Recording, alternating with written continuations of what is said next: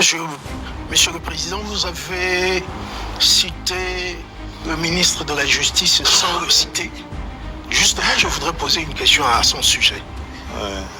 Sa nomination en tant qu'opposant a surpris agréablement beaucoup de gens. Très bien. Est-ce qu'on peut interpréter ça comme une ouverture aux forces de l'opposition? Bien sûr. Est-ce que c'est un jargon que vous passez? Bien sûr. Pour dire que vous voulez rassembler... Bien sûr, c'est une ouverture, bien sûr.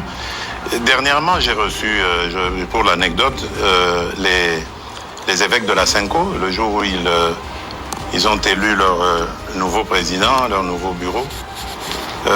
Et dans nos discussions, je ne vais pas les dévoiler ici, mais il y a eu une demande allant dans ce sens. Mais ma réponse était claire. J'ai dit, mais Seigneur, je suis à votre disposition. Je ne demande que ça.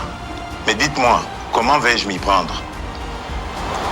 J'ai pris l'exemple que de trois opposants. J'ai commencé par Martin Fayoulou. J'ai dit, mais il n'a jamais reconnu les résultats des dernières élections. Comment est-ce qu'il acceptera ma main tendue?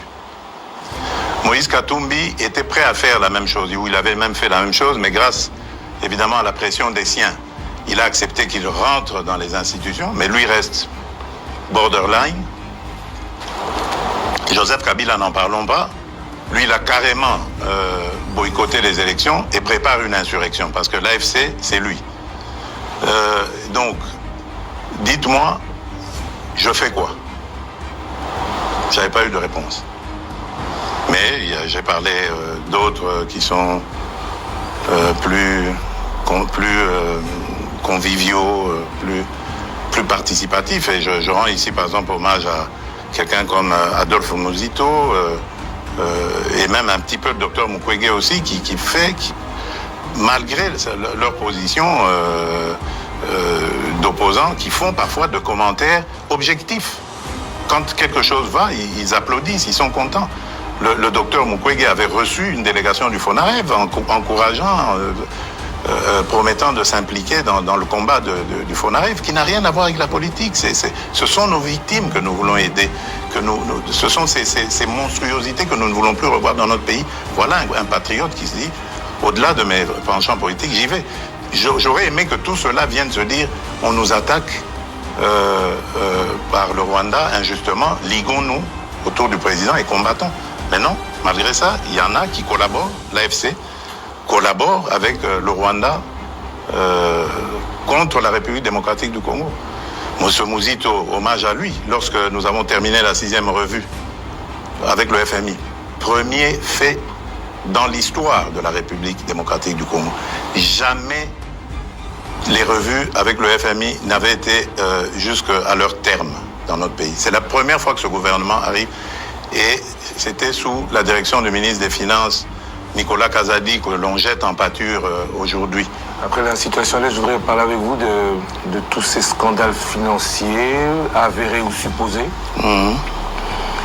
Ce qu'on constate surtout, c'est qu'il n'y a aucune poursuite judiciaire ou suspension de qui que ce soit.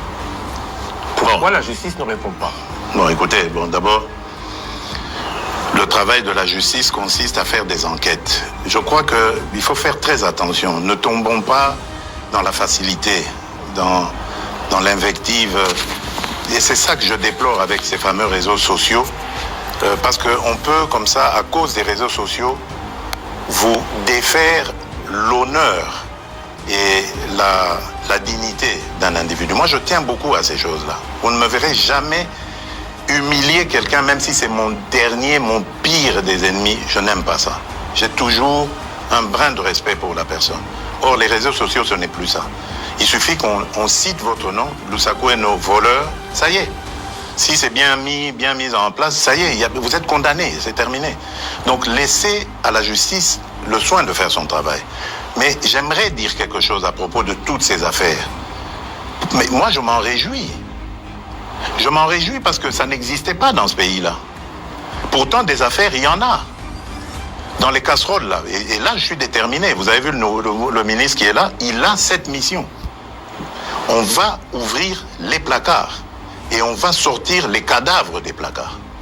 pour montrer que ce pays a été trahi, pillé et volé plus que jamais vous pouvez imaginer avant moi. Aujourd'hui, au moins, nous avons des gens qui dénoncent. C'est déjà ça. Ça veut dire que la corruption avait vraiment été une seconde nature dans ce pays. Donc ne vous en faites pas. Réjouissez-vous quand vous entendez ces choses-là. Malheureusement, c'est récupéré par les réseaux et c'est ça qui désoriente un peu l'opinion, qui désoriente. Parce qu'il faut laisser la justice sereine. Vous savez qu'elle est déjà malade. On est en train de travailler à la remettre en place. Donc il faut lui laisser le temps de faire son travail. On va leur donner encore plus de moyens de travail pour que la justice soit dite. Parce que attention, on a affaire à parfois des chefs de famille, on a affaire à des gens qui tiennent à leur dignité. On ne peut pas la jeter en pâture comme ça en disant voilà, ça y est, il est voleur. Non, prenez votre patience. Jamais justice n'a été expéditive. Regardez, dans nos pays à tradition démocratique ici, il y a des procès qui durent 10 ans, 15 ans de corruption. Mais pourquoi est-ce que vous voulez que, parce qu'un nom a été cité, le lendemain il doit être condamné? Mais non. Il faut lui donner les moyens de sa défense et voir comment ça va se passer.